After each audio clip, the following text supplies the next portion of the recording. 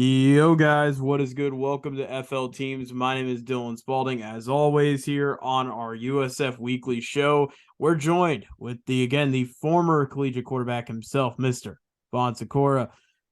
Vaughn, it has been an insane week in the world of media for the USF Bulls. This has been one of the craziest weeks I think USF has had as a program in general in terms of football, and probably a while.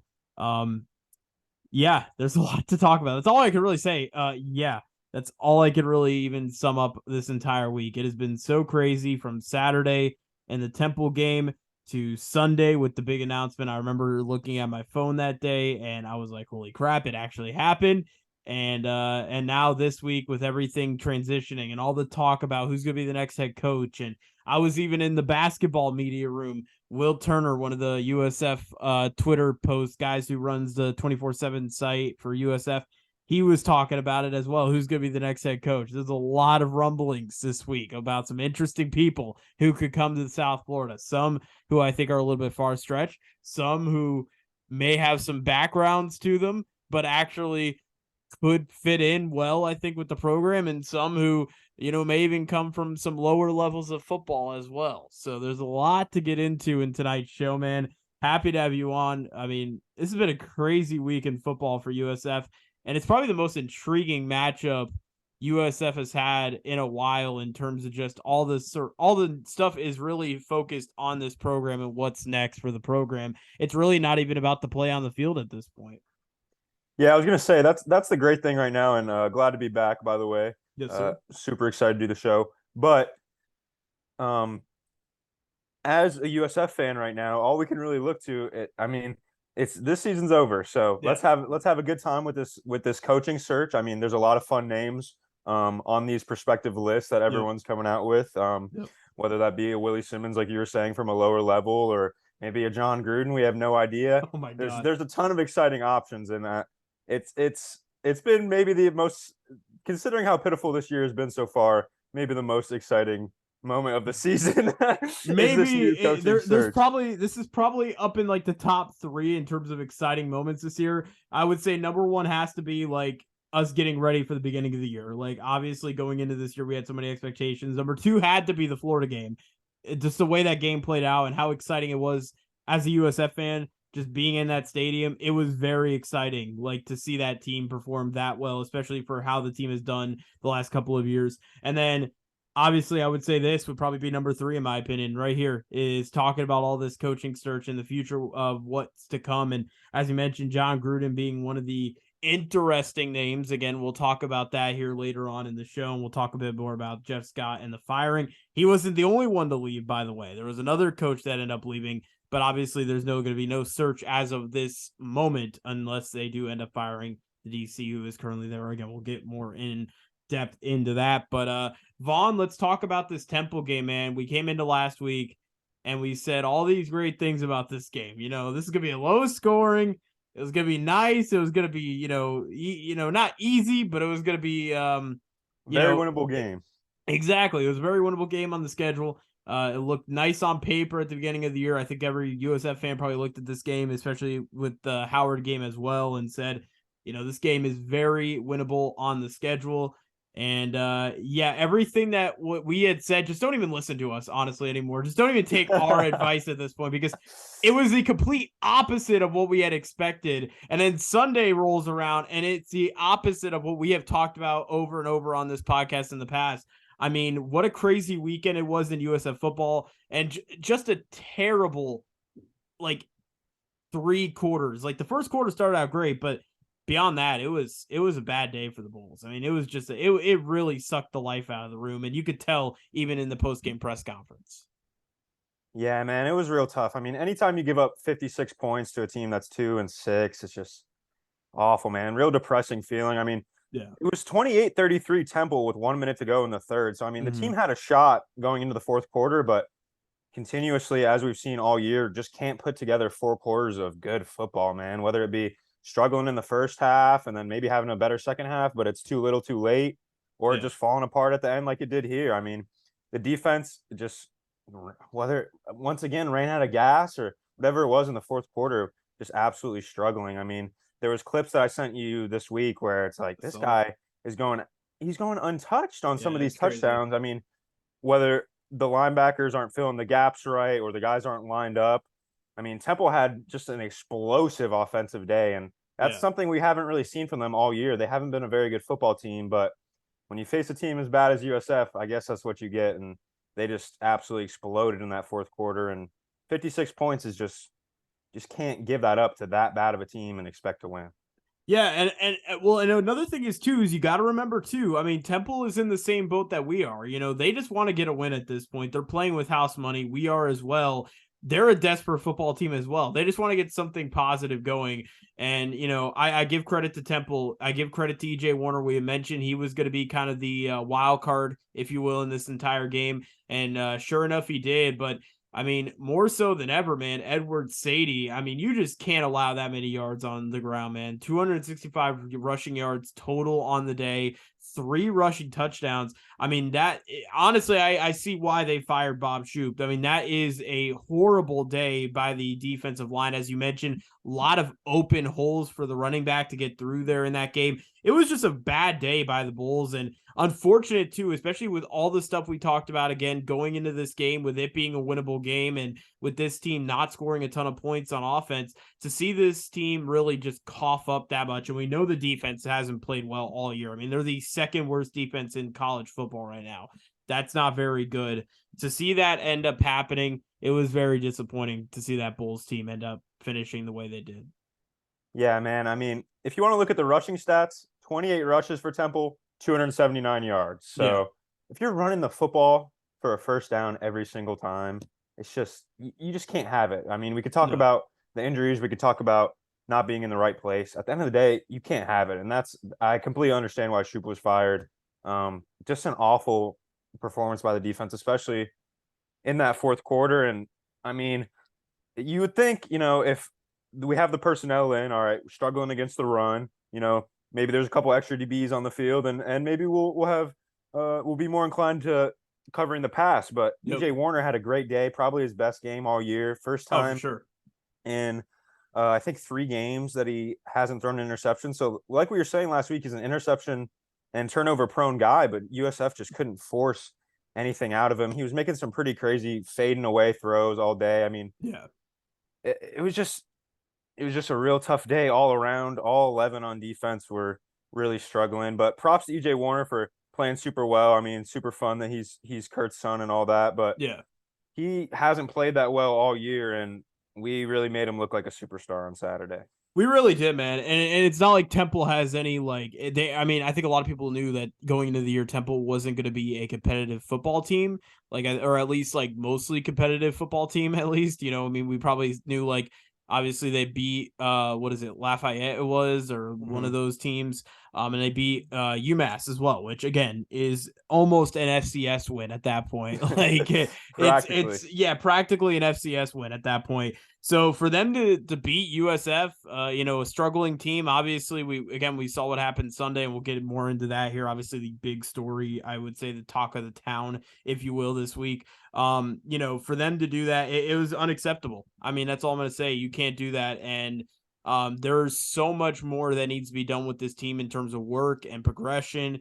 It's unfortunate too, man, because for a bit it looked like there was a lot, especially when conference play started, it looked like there was a lot of growth this team was doing, and we saw that Tulane game. It was there. The team was really peaking. The defense was playing well. The offense was kind of getting on a roll, and then Bohannon went down. And I just think it feels like the room has been sucked. The life has been sucked out once Bohannon got taken down. I know players, and I know there are a lot of players who have been injured this year. I know that the team has lost a lot of guys, but to lose a big name like Bohannon, a leader on this team who really has that veteran experience, luckily he'll be back next year. But I mean, to lose a guy like that in a game where they were honestly could have won that game against Tulane, I think it really took the life out of that team, and I think they gave up on themselves. And I want to say it about the players because sometimes you try not to blame the players, but at the end of the day, I feel like the players have almost somewhat given up as well.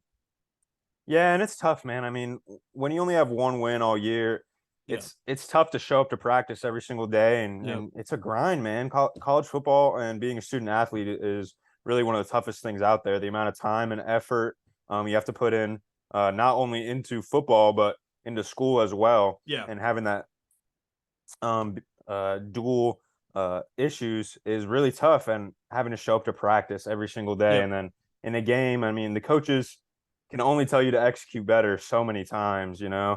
that's what it just felt like. Every single press conference was just, we got to execute better, we got to be better, and it just really never showed up on the field. And Yeah. as you were saying, when Bohannon went down, it really, like you said, sucked the air out of the room. And the guys can say what they want about believing in Marsh and believing in some of the other guys, but they just don't have the experience in college football. No. And as a quarterback, and uh, as a younger guy like Marsh is, if Mhm. you haven't had that experience, there's so many different things and different looks that a defense can throw at you. And if you Yep. haven't had that experience, you're bound to make mistakes or not complete as many passes. And you can tell the team isn't exactly the same without Bohannon, even though they did struggle with points at Bohannon. It was getting better, as you were saying, before his big injury. I completely agree, man. Yeah, it's unfortunate again that it ended up happening this way. And actually, we'll talk a little bit about the Bohannon injury a bit more, especially with the whole Jeff Scott and the tie-in with that and such. So we'll talk a little bit more about that here in just a few moments. But yeah, just a disappointing loss, man. And I want to talk about the post-game press conference. I don't know if you got a chance to listen to it. You did get a chance to listen to it. I sent it over to you. My bad on that there. Just listening to Jeff Scott after the post game, listening to what he had to say, just kind of his, you know, the Demeanor. feeling, yeah, just Yeah. everything about him, like you knew something was up. You knew he had a conversation with somebody, something was happening that we didn't know about, or I should say we didn't know about, but people have been expecting. And you could just tell, man, and people were having a field day on Twitter. I'm just gonna say that right now. Twitter was just going off on this team after Saturday, but you could tell, something was up with Jeff Scott. I mean, that press conference was tough to watch. Do you not agree with me, or do you agree? I agree, man. I mean, I think as a coach when it's really your time to go, and it's tough. I mean, all of us media guys, the players, the faculty, everyone loves Jeff Scott, as we've been saying all year. I mean, Yeah. he really says the right thing. He's a great human being. Yep. He's done a lot for this program to change some of the culture, even if that didn't translate to winning on the field. Him as a man and developing these young men to be not only better football players but better men. He Yep. really did a great job, and it's really tough that this situation has to happen to such a good person. But if you just can't produce the product on the field, man, you just can't stay. This program is looking for some wins and looking for some hope and looking for some improvement, and that just wasn't shown enough to give him even the rest of the season. Yeah, and it's really interesting too, because even when we went to that Tulane game, I even think media people were becoming irritated. Like it was weird. Like it felt like right when that Tulane game hit, it just felt like things were changing and stuff in terms of the dynamic. And Jeff Scott, I think, was getting fed up with, I think, just a lot of things. And obviously, I think for him, he just wants to win, and I completely understand. And for him, it's unfortunate because I think he knows, like, he wants to give the best product out there on the field. And I think, he knows that he's made mistakes, and I think he loves his boys and he loves the guys that he's getting out there onto the field. It's unfortunate that I think he wasn't able to get everything put together. And I give credit to Jeff Scott, man. He was very classy about his exit. Obviously posted something on like Instagram or Twitter, I believe it was, one of his social media platforms. He posted a nice lengthy kind of a farewell, if you will, to the program. And I mean, it's very classy of him, especially the way it ended. It ended right before the end of the year. I think if you're Jeff Scott, you would have hoped that at least you would have finished out the year with the guys. Maybe try to grab a win in the War on I-4, at least go out on a high note, get that, War on I-4 trophy. But unfortunately, when you lose a game to Temple and a game that you should have won, and I mean, it's unacceptable, especially when you beat them the year before and you are still only looking for your second FBS win in 3 years. I mean, it does get to a point where you got to start figuring out what's the next step. And especially now too with the conference. And actually, we'll get into the future conference schedule, by the way. That got dropped today. I forgot to mention. So we'll get into that as well here on today's show as well. Again, a little bit of a lengthier show because of all the stuff that we're covering, because it's been a busy week in USF football. But let's again jump into Jeff Scott here. Obviously fired on Sunday, as we had talked about. Bob Shoop, who is actually, I did not know this, he is the co-defensive coordinator with Ernie Sims, also fired as well. And no surprise there in terms of Bob Shoop getting fired. I guess they could have picked or choose on that. But again, obviously, Vaughn, you mentioned it perfectly. It was tough to see such a good human being let go. Obviously, I think he's very well spoken in what he says to the media. He does a great job, at least just in terms of interactions that I've been able to have with him via Zoom and from the press conferences. He says everything what you want to hear from a head coach. It's just, again, at some point it comes down to the product on the field. And if you can't win with the product on the field, unfortunately, your time has to come. But it's unfortunate too, because not everything was blamed on Scott. And Michael Kelly even said this a couple of days ago. He said some of the things, as you mentioned, Vaughn, is some of the things that he did for the program that you can never take away. He changed a lot of the culture in the program, even though it may have not shown out on the football field. Yeah, man. Once again, just really tough to see him go, but it is what it is, and then the program's got to move forward at this point. Looking forwards, but I did read an article. Matt Baker of the Tampa Bay Times did come out with an article today or the day before saying that Jeff Scott did leave it much better than he found it, and that now that USF does have that indoor practice facility and a little bit of a better culture as far as players and some of the facilities go, it's definitely a better spot now than it was in 2019. We do thank Jeff Scott for moving along the program in that way, and we're glad that those things are in place, because otherwise it's looking like not the most wanted job out there at the moment. But thankfully some of the facilities have been upgraded, and just the fact that the schools in Florida should be enough to lure some of these names that have been on the list. Yeah, it's actually surprisingly, it's a hot job right now. Like, actually, there's a lot of, I mean, if you look at it, you're in a great city. And that's one of the big things is what Michael Kelly was saying in the press conferences. He wants to try to recruit more locally. And I completely agree with that.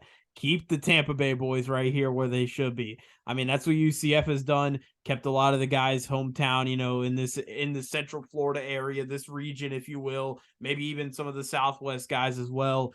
Try to recruit some of the guys in the area. I think that's been one of the big things. And the great thing is, if you recruit locally, the guys are going to be more passionate about playing because, maybe they grew up watching USF football. Maybe they remember watching Quentin Flowers when they were in high school or when they were in middle school and watching him running around on FSU and all them boys. Like, maybe recruiting locally brings some passion for some of these players coming into the program because they grew up a USF fan, because they grew up locally, and this is their hometown team. Like, if you could do that and build that type of culture, I mean, you're going to win every time, it feels like, or for the most part, you're going to win every time. And obviously, you do have to recruit outside of the state. You're going to get guys who are going to want to come into your program, depending on whether it's the head coach, the culture, whatever it may be. People want to get out of the, wherever the cold weather areas are and come down here and vacation in Florida, or, come down and do their schooling in Florida. But it's definitely a hot job, man.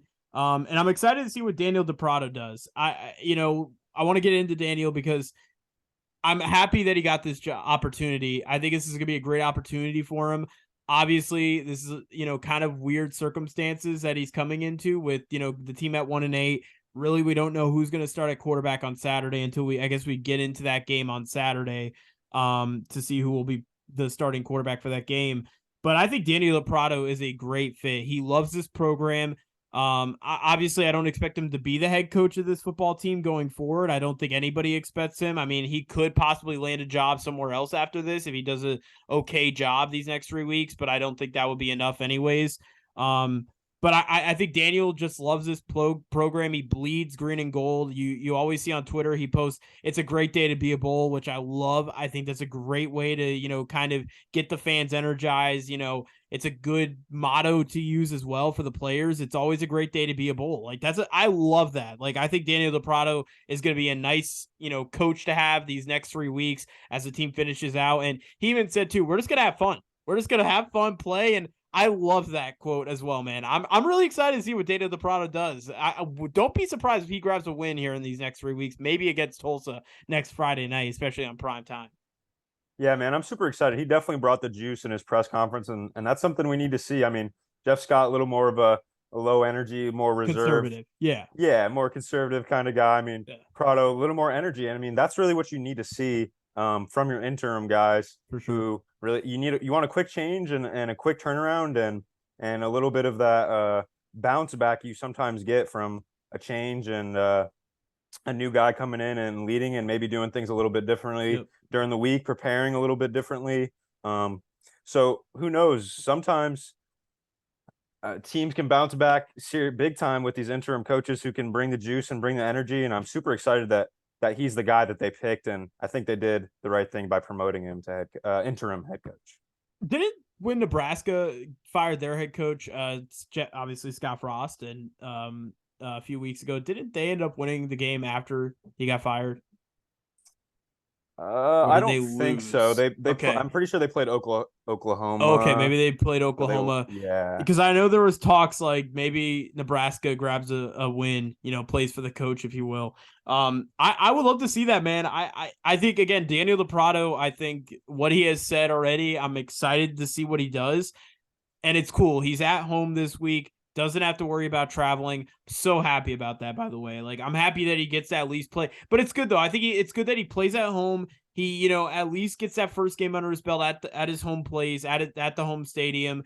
I don't imagine him to change very much at this point in the season. I mean, he could imply his own game plan, maybe mix some things up a little bit, but I don't expect a complete 360 of this, team here heading into these next 3 weeks. He's probably going to run most of the same offense that Jeff Scott has been running the last couple of weeks in this entire season. So I don't expect much to change, but I'm excited to see what he ends up incorporating. And hopefully maybe we'll see, like a dual receiver 100-yard game maybe, or, maybe there will be some positives going forward. And one thing I wanted to mention too, by the way, is I don't know if you saw this on Twitter, Brian Battie, I believe it might have been Xavier Weaver, had a few people follow them on Twitter. And a lot of people have been speculating they might be transferring this upcoming year. What do you think about this, Vaughn? Brian Battie possibly transferring? That would be a massive loss for this program, especially how much he's grown as a running back this season. Yeah, it's tough, and we didn't get to that in the Temple game either. He played really well, 19 carries. Yep. And ended up scoring a touchdown and rushing for 129 yards as well. So big game from him. He's been one of the most explosive players, not only this year, but last year as well, with some of his kick returns and all of that. But I mean, you take away Battie and you take away Weaver, it's taken away a big part of the offense. So sure. Really hope that those guys can stay and kind of be part of an effort of rebuilding the program. But also, you can't really blame them if they wanted to go to a bigger program with a little bit more winning tradition and maybe a better shot to continue to try and work towards the NFL, because those are definitely two of the guys on the roster who have a shot. But on Saturday, Weaver was the only receiver who recorded more than one catch. So you take away Weaver and you take away Battie, it's not looking too hot, especially how the offense has played this year. So two super talented guys, would hate to see them go, but it's also completely understandable at the same time. Actually, I will write that what you just said there. There was one other receiver who caught more than one catch. It was Mr. Kelly Joyner Jr., but he had negative yardage. So he caught 2 passes, but had negative yardage. It's all good. It's all good. I'm just kidding. I'm just kidding, man. But yeah, I mean, it'll be a huge loss if we lose Weaver. How much Weaver has been a big part of this offense is huge. Been unfortunate, man. We haven't seen much of Jimmy Horn ever since that big game that he had that one day against ECU. Unfortunately, we haven't really got to see too much of him. Maybe if Bohannon was still under center, again, a lot of things could have been different if Bohannon was still under center. There's a lot of things that really could have changed, possibly here these last couple of weeks of the season. But obviously, we can't take away. He got injured and such. We can't obviously beat around the bush there with that. But I'm excited to see what Daniel DePrado does, man. Saturday is going to be awesome. Obviously, the salute to service game for these USF Bulls. Sick unis. Oh, they were fire. I mean, amazing uniforms, by the way. And what I love about it is, too, they wore them last year, bringing them back this year. I'm so happy about that. So looking forward to seeing those out on the field for Saturday. Ernie Sims is now the sole defensive coordinator. So Bob Shoop no longer there. Now we'll see if they obviously get rid of him as well, depending on how the defense plays these next 3 weeks. Maybe they'll get rid of him at the end of the year. Kind of, that's up in the air right now. I mean, honestly, they should, because the way the defense is played, they should just get rid of everybody and start fresh at that TC position. That's Not just a bad me. idea. Just me personally. But maybe Ernie Sims by himself, maybe not having that co-defense coordinator, maybe that makes things a little bit easier. Maybe that, takes away that extra man that, can control that defense. Maybe Ernie Sims by himself actually will help this defense, have a little bit of a leader, if you will, instead of having 2 leaders. I don't know what the dynamic was between them two. Never really got the chance to talk to Bob Shoop. Haven't got even a chance to talk to Travis Trickett either. But I'm interested to see what Ernie Sims could do now that he's going to be running the defense by himself. Yeah, man, I'm excited. One of the new things about the interim coach, too, is hopefully we get to see some new looks on defense. Yep. Hopefully maybe new personnel, some new players entering the fold, some new looks, some new blitzes. All that is part of the exciting part of a little bit of a change in a coaching staff. And no matter what the outcome is on Saturday, it's going to be exciting to see exactly what these new coaches put on the field. Yeah, this is more so a test game. Kind of see where everybody's at with these new head coach, with DePrado, see where the defense is at. There's a lot of more so just seeing what this team is capable of doing with a different head coach. Again, we had Jeff Scott last 3 years. DePrado came in with Jeff Scott basically, or he said that a lot of what he learned and the reason why he was given this opportunity is in part of what Jeff Scott had taught him, which I think is, cool that, Jeff Scott did change a lot of even the coaching staff culture as well, which I think is massive as well, in terms of, the way these guys are coached out on the field and the way the coaches are coaching the players out there as well. And for Jeff Scott to, really leave an imprint on that as well is good to see. I want to talk about these coaching candidates that are available, dude. These are interesting. Willie Simmons, if I'm not mistaken, has been arguably probably the hottest candidate. Willie actually had said in a press conference, from what I read on Twitter, that his agent deals with all that and that he has not spoke to USF at all. Obviously, I don't know how true it is. I didn't even get to listen to any audio, if there is audio to it. If there is audio, please send it to me. I would love to listen to it to see what he actually said and how he said it, because that would be very interesting and kind of will base my opinion on what if it's if he's just lying, bullshitting us basically.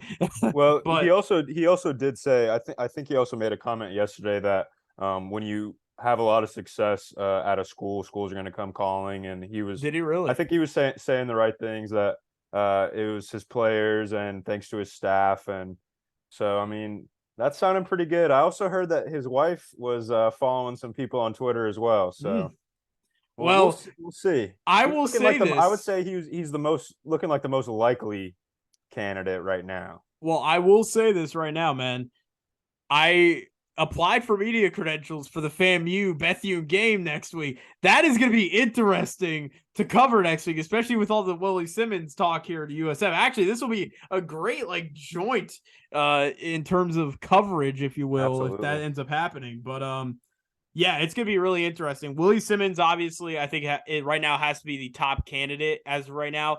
And a great thing is you keep him in Florida. He knows this state already, been coaching in Florida. He's got head coaching experience, which I think is what you need. I would love to see Willie Simmons come to this program. I thought, if I'm not mistaken, I thought Willie Simmons actually played with USF, or he had some tie with USF. I'm going to have to look this up. I want to make sure I'm saying this right. Because one fun fact about him is he coached 1 year of high school in 2005. And in 2005, his quarterback was former USF QB BJ Daniels, who's on the staff this year. He's on the staff, yeah. So very exciting. But Willie Simmons, if you don't know, was at Prairie View A&M. who's also in the SWAC Okay. with Yep. FAMU, Yep. who was very solid. I think he coached there until 2017 and then took over at FAMU, and they're one of the best teams in the SWAC this year. Very hard to compete with Jackson State with everything that Dion's going on over there. But if you take away Jackson State, and they might be the second best team in the SWAC, and he's done a good job as a former QB installing a very QB friendly offense and an offense that's been really fun to watch in the Yep. glimpses that I've seen of FAMU this year. And he's a guy that I'm super excited about. No baggage like some of the other guys, and Yeah. he's a great candidate, and it's looking like he's the most likely one at this moment. Yeah. At this moment, I think he's got to be the most likely. Again, a Florida guy. Coming out of the state of Florida, as you mentioned, he coached high school in Florida with Lincoln High School. So he's got some Florida experience also coaching high school. Obviously he might have some high school, ties as well with some of the maybe local high schools in the area. So would be a great hire if we get Willie Simmons. The other coach I saw, and this was more so, I would say, out there, but a lot of sources. And even my good friend Will Turner saying it for 24/7 Sports, saying that the definitely some of the sources were true about this man, John Gruden, becoming the head coach of USF. I mean, talk about if he gets hired, the shell shock that would happen here in the Tampa Bay area. Not only that, maybe in the college football world. I mean, this would be if John Gruden becomes a head coach, man. And I read something online that he would, if he wants a job, it's all his. From what I read, Yeah, if John I heard Gruden it's a becomes a blank head, check. yeah, it's a blank check, really. I heard the boosters would give him whatever he wanted, but Wow. it's tough, man. I mean, all the stuff, all the emails and everything. Can USF hire him in good conscience? That's really the question. Yeah. I mean, USF has done a really good job over the last couple of years making sure that LGBTQ and inclusion, and they've been doing a really good job. And it would be tough to turn around and hire a guy like John Gruden who had some of those issues. But if you take that away and just talk about football, what an exciting opportunity for a guy who was living in Tampa doing the FFCA for a long time. When he used to have his QB show before the draft, he would film that in Florida as well. So longtime Floridian, and obviously the Tampa Bay Bucks winning a Super Bowl with them was absolutely huge. But I do have another couple concerns, though. I mean, the Raiders weren't the best when he was there. They obviously paid him $100 million contract to come back, which was absolutely huge. But his offense did look a little bit dated, I have to say. He was struggling against some of those NFL defenses. And how would that pro style more early 2000s style era really how would that fit in with USF? And I'm not really sure, but just the name and the brand recognition would be absolutely huge for a team if they can hire him in good conscience with all of the issues that he had with the Raiders. Yeah, take away all the issues. John Gruden has been a huge contributor to USF. If you look at all the stuff he's done, he's always going to USF games, or he's gone to USF games. He's supported the program a lot. Like John Gruden has supported the Tampa area a lot in more ways than one. I give credit to that aspect of it. In terms of that, but yeah, in terms of all the off the field stuff with the emails and stuff, and maybe him going to college might be the route to avoid the whole, because you're going to NFL, right? Exactly. The media, there's more media coverage in the NFL than there probably will be at USF football. But when you hire a name like John Gruden, though, and especially with all the stuff that he's done in the past in coaching and all the stuff that's happened in the past with everything in the last couple of years, with the whole email scandal. I mean, to be honest with you, man, there would be a lot of media attention towards this program again. And it would be massive because you don't see coaches like these going to collegiate programs and going in and getting hired. It's just not common. And if he does end up getting hired, it will be a massive signing. As you mentioned, Vaughn, a couple weeks ago and in past podcasts as well. I mean, you mentioned, it would be, you want to get that big hire name. Well, I mean, John Gruden will be that big hire name, but it's just a matter of, as you mentioned, is it good conscience enough to get a guy who's had that kind of dirty past, if you will, in terms of stuff that he's done in the past from what we've seen the last couple of years. So definitely will be interesting. Another guy I wrote down was Scott Frost, just because obviously, taking a UCF program who's in, a similar situation that we are in and really turning them around. Because you look at UCF, man, they were 0-12 in the dumps after having, a great couple of years with Blake Bortles. Kind of similar situation. USF had some great years with Taggart and a little bit with Strong as well. You bring in, Scott, nothing really worked out. And then you have to try to kind of get the program off its ground again. And Scott Frost could be another guy as well who could come in. There's been a lot of names thrown out. I know Tom Herman I saw on one of somebody's list. There's a lot of names that are being thrown out right now. I feel like they need to get somebody with head coaching experience. So, Yeah, I agree. And Frost, really interesting. I mean, Nebraska is just really tough spot. It's hard to win in the Big Ten, especially when you're in Nebraska. I mean, it's not what it used to be in the 90s. The recruiting's struggled certainly a lot more. But the thing with Frost is that man could not win a close game at Nebraska. I mean, props to him for keeping games close, but if you're not winning any of them, does it matter? I mean, that's the big concern I would have if I was Michael Kelly hiring Scott Frost. Is he going to be able to win some of these close games with USF? Yeah. And some of the game management and clock management was just really tough. And I know that those are all things that can be fixed. And I mean, for sure, maybe it's time for him to take a step down and come back to the group of five and build his resume again. And Frost still a great offensive mind, but some real struggles at Nebraska that definitely need to be looked at if he's going to be the next guy. I completely agree. Yeah, it's going to be interesting to see what ends up happening at the head coaching position. I think Willie Simmons is probably the ideal choice right now as we speak. With just, I mean, again, he's got a squeaky background. He's coming from FAMU, an HBCU school, which obviously is, again, part of, kind of this new era we're in now with, inclusion and LGBTQ plus as well for USF. Obviously USF is big with that and kind of being a stickler with that as well. So I have to agree, man. I think Willie Simmons would be a great fit. I would love to see him in a USF, the USF colors, if you will, the green and gold. So it'll be awesome, man. We'll see what ends up happening. It's gonna be a very interesting few months here, because remember, spring football kicks off, I believe, it's in March. Actually, March is going to be spring football. So spring football is going to be coming around in February. You're going to have to find a head coach here in the next 2 months. It's not going to be a elongated process, if you will, to find that next head coach. Yeah, I think the Jeff Scott coaching search took 9 days. So I know they're trying to get somebody before that December 5th. That's when the transfer portal opens up and you can start talking to recruits. So I think Michael Kelly mentioned that he would like to have somebody in place by December 5th, but we'll see. I mean, you got to finish out the year with these other coaches. You have to finish up with their other teams. As well. I think USF needs to wait till after the UCF game. Keep everybody on pace, because there's already been so much that's happened with the program. Finish out the year with these three guys. Maybe you do find that head coach, but you wait to make the official announcement till after that UCF game. Let the dust settle on the season. Maybe take a look back at what you guys had. Because if you do it here, and say if you hire a Willie Simmons, or if you do hire a big name like John Gruden, for example, if you hire them in the next 3 weeks, I mean, there's going to be so much talk about that, and people are going to be talking about other things other than the program. It's another distraction this team is going to have to face that they've already had to face with so much this season that I think they don't need, especially when you get into the late part of the season. And these guys really just want to focus on grabbing wins here and just kind of playing spoiler, and maybe even grab a War on I-4 title, which could be the last time these boys ever play against UCF in the War on I-4 rivalry, which, again, we'll talk about what might be the new rivalry in the new AAC, if you will, here just shortly. But let's talk about the SMU game now. Salute to service Saturday. By the way, it is Veterans Day on Friday.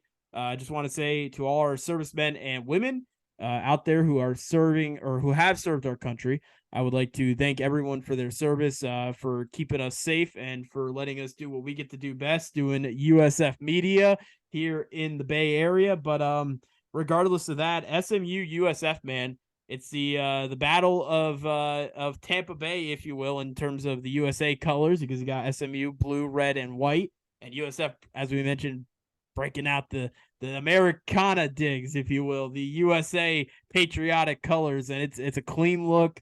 Excited, but they got a tough test.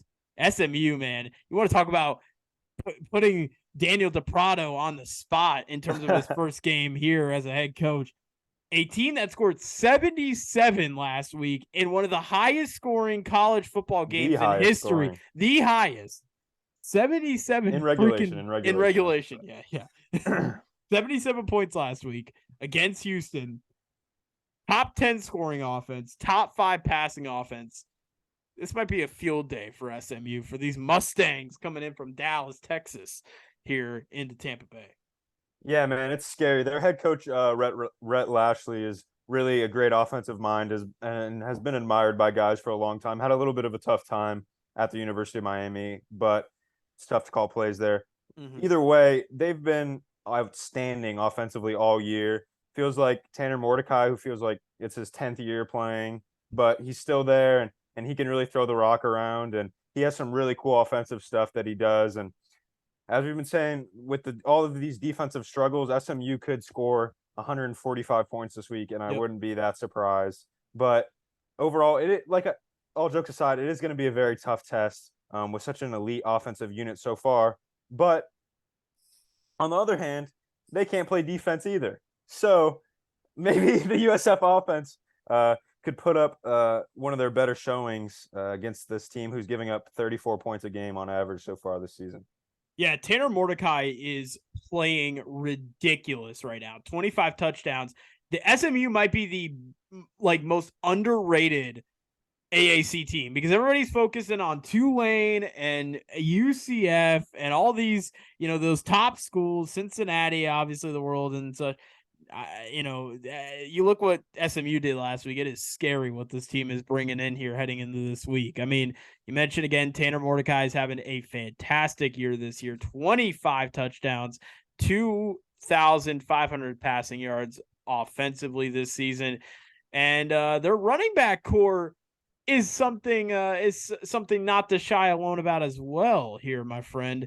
You look at their running back core, 3 players with 3 or more rushing touchdowns on the year in Trey Siggers, TJ McDaniel, and Tyler Levine. I mean, it's been a pretty impressive year all around offensively for this team. But as you mentioned, the defense also struggling, has a lot of points against a lot of these teams and wins. I mean, you look at they allowed 63 against Houston. Houston should be winning games with 63 points, not losing games with 63 points. It was a very interesting game and dynamic last week in terms of that game. This is an SMU team that, again, as you mentioned, can allow a lot of points, but USF, though, their offense is kind of tricky right now because we don't know who the quarterback might be. We saw a rookie quarterback, if you will, last week, a freshman quarterback come in for USF.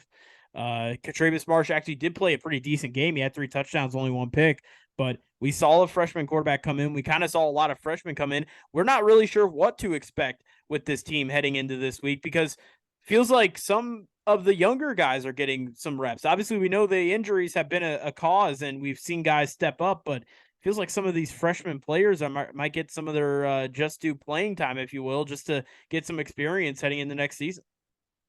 Yeah, and as Lebrado said, it's going to be about fun, and we got to throw some stuff at the wall and see what sticks at this point. Yeah. I mean, looking forward, see of the guys who are going to stay, who can really play ball next year, and think it's a chance. Yeah, let's get those younger guys in and experience.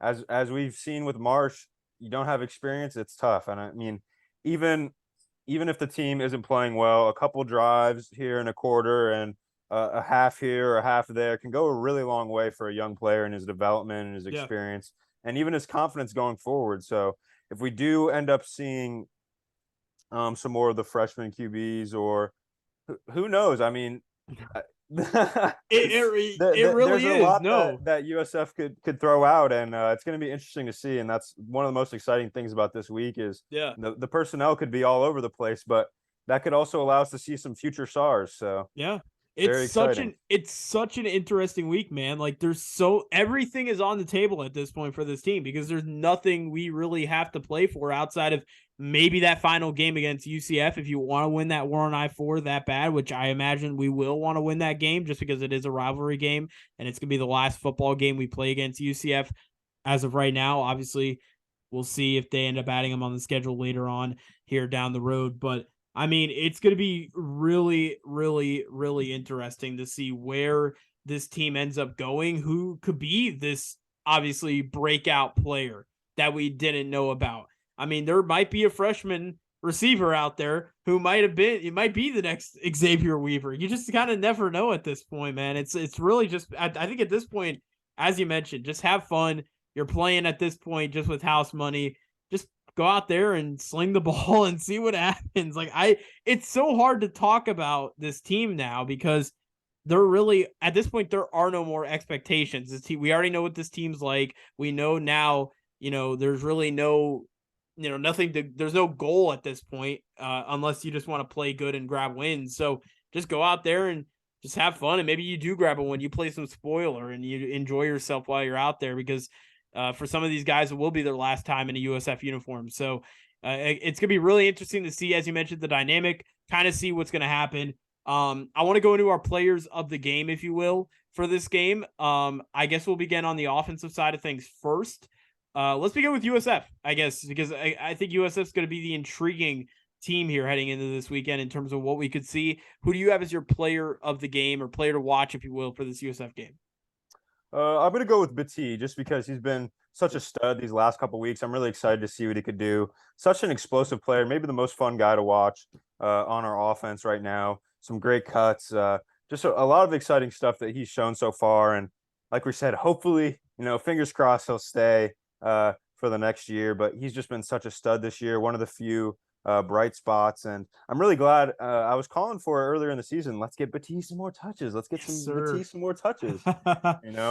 Like he's shown how explosive he really is. And especially building on that great kick returner season last year, has really transitioned into a very, very, very good running back this year.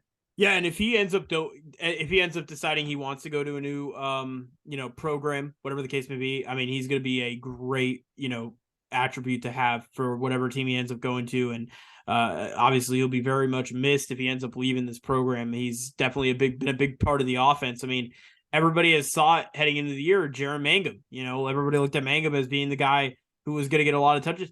We have not seen Mangum very much at all this season. He's been getting barely any of the touches. Batee has really became that main running back. He reminds me a little bit of a Tony Pollard type running back, or some guy who is kind of quick, speedy out of the backfield. He makes nice cuts out of the backfield as well. He kind of knows how to transition through the field. I think he does a really impressive job. I've been so happy, and I think part of that too comes from his special teams background, being able to kind of find his way through, the field, and I think he's got great vision in the field of play, and just kind of knowing where to go in terms of finding his gap and finding that open space. I really think he does a fantastic job at that. I'm going to go, and this is going to be interesting, I'm going to go with his counterpart in this, Michael Dukes. I've been intrigued about how Michael Duke has played this year. He's got 4 TDs on the season. He's gotten a lot more touches. He's kind of been the complementary piece to Batee. I'm looking forward to see what he can do. As you mentioned, this is a game where at this point in the year, we're just playing with house money. We're going to throw out whatever we can and see what sticks. Maybe Dukes becomes that Mangum in terms of, that kind of complementary piece, because again, we haven't seen much of Mangum in this season with him for us this year. So I'm hoping maybe Dukes can maybe get a couple of yards here in this game this weekend. Obviously, I don't think he'll get more than Batee, but I think if he gets like 50 yards and a touchdown, I'll be pretty happy about his performance, because I want to see more out of Dukes. I think Dukes has some potential to be a nice running back piece. And if Batee ends up leaving, he could be our next, guy coming up and stepping up for this offense. Yeah, man, he's been pretty fun in a couple short spots this year, but it would be exciting once again. Like, let's throw some stuff at the wall, and if he comes out and impresses, great. And if he comes out and does it, no big deal. Next guy up, Yeah. I mean, honestly, at this point, I can honestly put out any of these players, and most likely, they could have a good game this weekend. It's really, in terms of the my DraftKings fantasy lineup, it's going to be very difficult to fill it out for the USF Bulls if I did one this weekend. But regardless of that, let's get into now the SMU offensive player to watch this week. I think we're going to have the same player. I don't think this is no contest. I'm going to go Tanner Mordecai. I mean, Mordecai's got to be the player to watch. He's the man, but I have one other guy to mention. They do already have 1,000-yard receiver in They do. Yeah. Rashee Rice, who has been really explosive this year. I mean, it's really difficult to average 120 yards a game in college, especially with how defenses can adjust and really try to shut a guy down. He's been excellent all year and 8 touchdowns, and Mordecai's favorite target and his guy he really trusts, and also a guy that USF needs to focus on and make sure, all right, maybe he doesn't get to 120, but maybe we can limit him and slow him down a little bit to maybe 60 to 80 yards and take away one of Mordecai's favorite targets. Yeah, I honestly, if I were to pick Mordecai, I would probably go Rashee Rice. Yeah, I would probably go him as well. I completely agree with that because I mean Rice has had a really good year. I mean, having 1,000 yards at this point in the year is impressive. 8 touchdowns. He might end up with 10 by the end of the year. I imagine he would probably, with there being a couple weeks left in the season.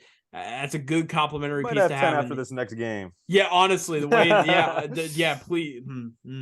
it would, I could actually see that happen. 10 touchdowns could be in his forecast this weekend in Tampa Bay. Yeah, I'm interested to see that combo this weekend. I'm looking forward to see how they kind of match up against our defense, what our defense is going to have planned against this against Tanner Mordecai and against Rashee Rice. I think it's going to be very interesting to see what the defense brings out to the table again with a lot of the, changes at coaching staff with the coaching staff. And really at this point with them playing with house money, it's going to be interesting to see what ends up happening here for this team. Let's go to the defensive side of things. Obviously, these are two defenses that have not been playing very well this season. But regardless of that, who is your defensive player to watch and who's your offensive player your defensive player to watch for USF and SMU? So my defensive player to watch for SMU is going to be Nick Roberts. Yep. He had 2 picks last week, safety for them, grad transfer senior. So really trying to play out his last couple games here, and has just been a lockdown corner all year for them. One of their few bright spots and team that's given up 34 points a game. He has played pretty well and can really snag the ball and force some turnovers, and as a guy that the USF QBs are really going to need to watch out for on Saturday. I completely agree with that. Yeah, Nick Roberts has had a very nice season this year for this SMU squad. I'm actually going to go somebody a little bit different here. I'm going to go Nelson Paul. 5 sacks on the year for Nelson Paul this year. 5 sacks of a total of 34 yards lost in terms of the opposing team. Pretty nice season for Nelson Paul. He's been a beast on the line, and I thought I mixed it up a little bit. Since you picked Nick Roberts, I thought I'll mix it up here with Nelson Paul. He really has had a great year for this SMU team. SMU's defense hasn't been the brightest for the most part. So he's had a very nice year this year for SMU. I'm excited to see what he can do this Saturday against a USF team that their offensive line has struggled a lot this year. So we'll see what happens with that. We'll go to USF here. They're our defensive player for USF to watch out for. Who do you got for defensive player to watch out for? Obviously, Dwayne Boyles, has to be the sexy pick, if you will, here for this team. But who do you have here heading into this weekend? Well, in true media fashion, I am going to go with the sexy pick, just because as these seniors have been saying, like, we only have so many games left, and he's really one of the guys that this defense wants to play for and wants to make sure, he has a great experience these last couple games. He's been a monster all year, probably the best defensive player, and has been our defensive player to watch in a lot of these games, and has been one of the only defensive players that has been fun to watch in some of these games as well. So Boyles, a senior, really got to try to do the best they can to push it and have the best defensive performance possible in these last couple games. So he's going to be my guy to watch once again, although he is the obvious pick. This is tough, man. I am going to go Boyles as well. This was actually very tough. I was looking at a few players. Amaris Brown I was looking at. I was also looking at my boy last week, who I ended up going with, Mr. Vaughn last week. I went with for my player of the week. He disappointed me, man. He didn't get a sack last week. I was very disappointed about that. But you can't hope for everything happening here. But yeah, I'm gonna go with Dwayne Boyles, man. He's had the best season out of anybody on this defense. He's been the leader of this defense. I'm very excited to see what he could do against SMU this Saturday. We have to have a good defensive game if we want to beat SMU. I don't think we are going to beat SMU, which will kind of go into my prediction here in a second. But I do think Dwayne Boyles is a difference maker for this defense. He brings that energy to the defense. We saw what he did against Tulane. We've seen what he's done in the past here in these last couple of games. Guy's just an animal. He's a freak, and I'm excited to see what he can do. Definitely a future NFL draft pick for sure. Yeah, he's the man, and he's been really fun to watch all year. And once again, one of the guys that team really needs to rally around and have fun and have the best experience possible for these seniors who are reminds me a bit of a Jason Pierre-Paul. A little bit. Just his energy that he brings. He reminds me a little bit of JPP. Yeah, great frame too on Boyles. Real for thick sure. and tall and fast and everything you really want Yeah. Out of that end or linebacker that's rushing. And he's been really fun to watch and super excited to see what he could do possibly in the next level. Definitely, man. Yeah, I hope that he gets drafted. That'll be awesome. I hope a lot of, a few of these guys get drafted. I shouldn't say a lot of them because I don't know, no offense to any. A few of them. Yeah. Not everybody's going to make the NFL. Not everybody wants to go to the NFL anyway. So, I mean, people do, but I'll just stop it there, honestly. Regardless, predictions for this Saturday, man. SMU, USF. Right now on paper, the over-under is at 72 on OddsShark, from what I read. We are 17.5-point underdogs heading into this game. They do have the score projected at like 28-16, which I thought was very weird for the score. I don't think it's going to be that case at all. What do you got as a prediction for this Saturday? It's going to be tough, man. I mean, all the offensive stuff we talked about, I mean, they're great offense against our tough defense. And I mean, it's really going to be tough with all the stuff that Lashley's going to throw, especially at a new coaching staff who, not a new coaching staff, but new positions and new opportunities and new jobs being done throughout the week. And they're really going to have a great game plan if they want to stop a QB who had 10 touchdowns last week. 10. So if he approaches anything near that, we're going to be in trouble. But as far as a score prediction for this game, I would say hopefully USF gets a little bit of that interim coach juice and the offense can perform well against a defense that has struggled all year. I'm going to go SMU 40, USF 21. See, I had a similar score prediction. I'm going to go SMU 45. I'm going to go USF. I'll give them like 26 or something. I'm going to say 26. They do get past 20 points. I think they go score 20 plus points.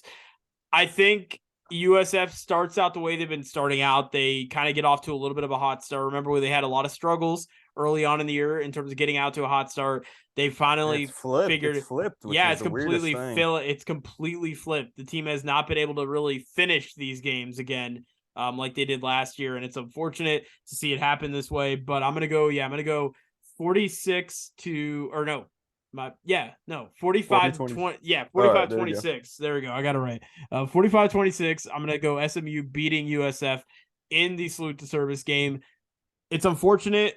Obviously, you want to see this team win, but I just think this SMU team is too good. This is too good of an SMU team for Daniel DePrado to knock off in his first game as a head coach. Next week against Tulsa, a little bit of a different story. That might be an interesting game, especially with being a short week as well, being played on a Friday. So we'll again talk more about that heading into next week. But that's my prediction, man. It's gonna be a very interesting game heading into Saturday. Before we do go, I want to talk about the future conference schedule. The conference schedule for the future, obviously, we always love talking about the future. We talked a little bit about it today with the head coaching hire situation. The conference schedule for the next 4 years came out. I don't know if you got a chance to see it. I'd imagine you probably did. Okay, you did. Very interesting schedule. And I have to admit, man, 2023, if Bohannon's back fully healthy, back to where he was kind of getting going here, especially the last couple of weeks before he got injured.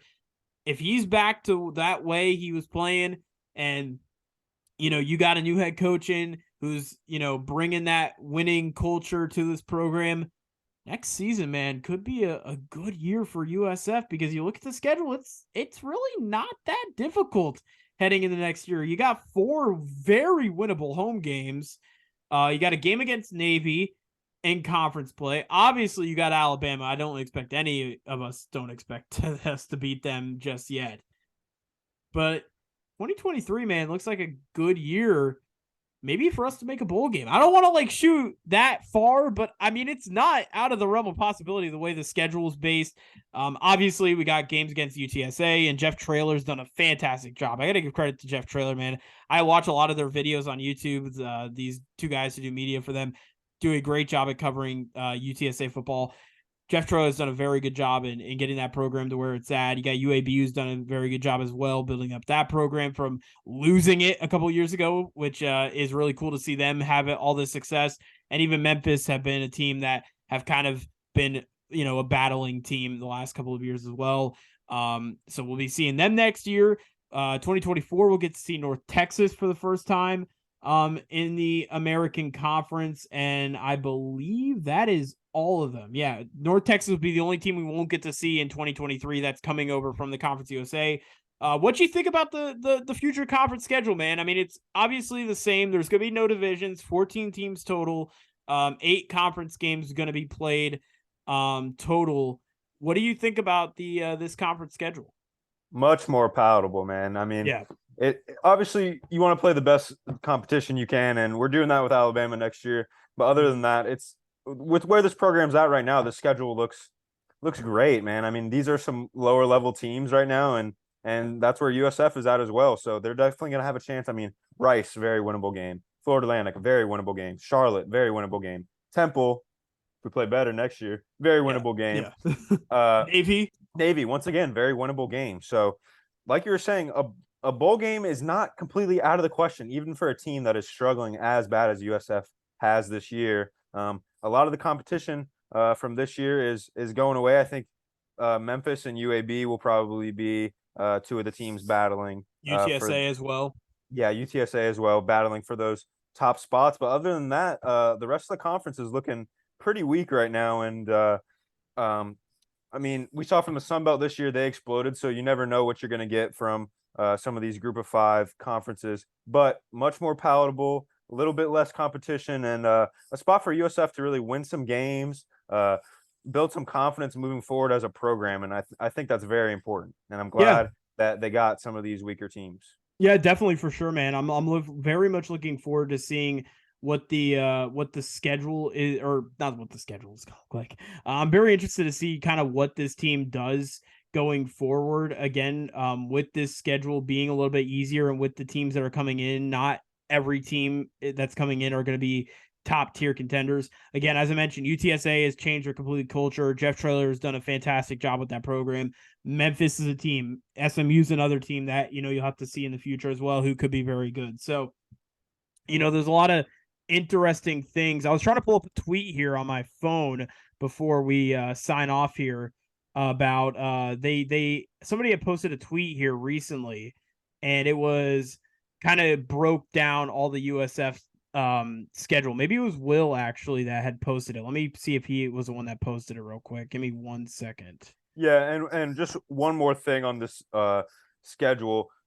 Super fun to be playing some of these teams as well. UTSA, super fun team to watch. UAB, really good defensively the last couple years. North Texas has had some fun games. So really some games that I'm super interested to see how these teams will match up and play against each other, and some really fun games for USF, and once again some games that they'll be in, which will of course make it a little more fun for the fans with the struggles we've had the last couple years. But super excited for this schedule, and really think that the next head coach is going to be in a spot of success with, once again, some of these weaker teams. But hey, let's build a program. Let's pick up some wins. A win's a win, man. I mean, the one win against Howard this year, I mean, it's a win. We'll take it.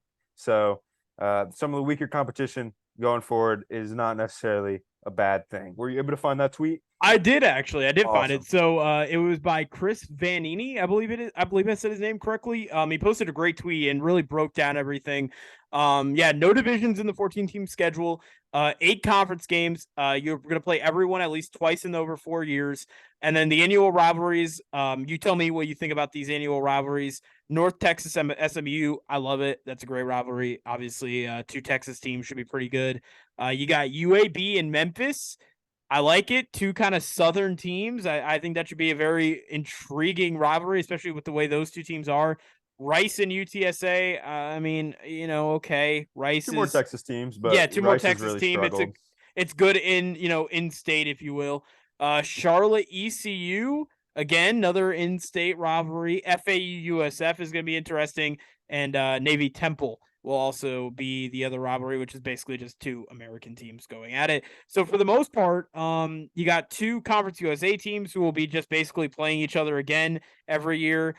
2 American teams will be playing each other, obviously, as we speak right now, and then you got teams who haven't played each other yet in terms of the conference and stuff, who will be playing each other. So I'm very much looking forward to it, man. It should be awesome to see kind of what the future is. I know we don't play ECU until 2024 again, if I'm not mistaken, and then we don't play Tulane until 2025. So it's gonna be a while until we play Tulane again in football. So very interesting schedule. I like the layout of it. I like the breakdown of it. I think it's going to be very interesting to see what USF does here in the kind of revamped American Athletic Conference that, in my opinion, they always say the Power Six. And by the way, I don't know if it's you, but do you think they need to take that away once UCF and Cincinnati and Houston leaves? Like, do they take away the Power Six conference? Because the conference is changing. It's not going to be Yeah, Power it's Six. it's gonna be tough. It's gonna really be tough with some of these teams to market it as the premier Group of 5 conference, especially with how the Sun Belt's been playing and some of these Yeah. other conferences. So that Power Six moniker might be a goner after these teams moving up to the Big 12. Yeah, honestly, and you got to remember too. Another thing is, you got Houston in basketball who might be winning the national title this upcoming season. So, I mean, you're going to be losing teams not only in football but in basketball as well. There's a lot of stuff that's going to be changing. You're going to lose some really good baseball programs as well. ECU's got a great baseball program that's been very good the last couple of years. There's a lot of stuff that the Americans going to be losing. Actually, no, ECU staying. What am I talking about? ECU staying in the conference. My bad. But I mean, you're still going to be losing some big teams out of this conference, and losing UCF is huge. You lose that War on I-4 rivalry. I'm happy though. We're at least going to get FAU. We're going to have a kind of a rivalry. Maybe we'll build something with FAU, and we get to pick on Isaac for a week, so this will be good. Yeah, let's make a trophy or something, man. Like bring the juice, make it fun. Yes. These rivalry games. USF doesn't. I mean, other than UCF doesn't have a real rival right now. So make it fun, bring the juice, and hopefully FAU could be a rival that we could beat up on in the next couple of years instead of Maybe. some of the struggles we've had against Yeah, UCF. maybe we could call it like the battle in the beaches. You got Tampa Bay, you That's got pretty Boca good. I like Raton. that. I think it'll be kind of cool. Plays on the Florida theme, but also it continues kind of a nice little rivalry. Maybe you could play, I don't know, for like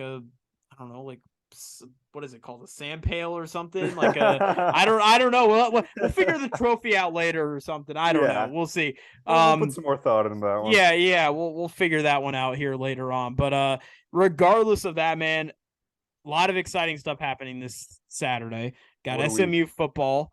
We got Auburn and USF men's basketball on Friday. So we got that coverage for you. We're going to have Florida A&M and Bethune-Cookman next week. Dude, I am so pumped for that. That is going to be freaking fire. I can't wait. And we got the UCF game in 2 weeks. That's going to be amazing.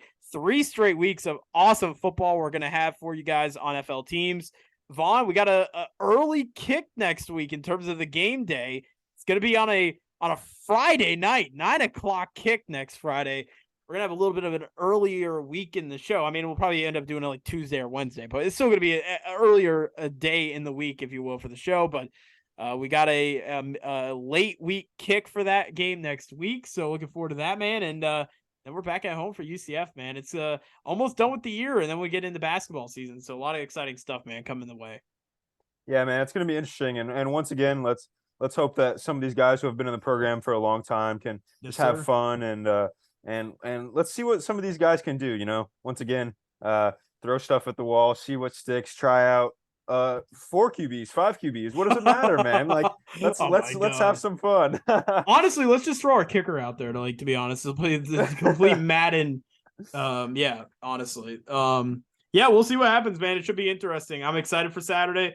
It's really gonna be, again, I think since that BYU game, it's gonna be one of the most intriguing games to watch out for this season for us. In terms of like what's this team going to look like. I think it's really been kind of the first game since then. So we'll see. Should be interesting. But for myself, for Vaughn Sykora, we are signing off here this evening. We will see you guys next week for USF in Tulsa on Friday night. So we'll be previewing that game as well, and we'll also be recapping the SMU game from this Saturday. So peace out, guys. See you guys later, and we'll see you next week.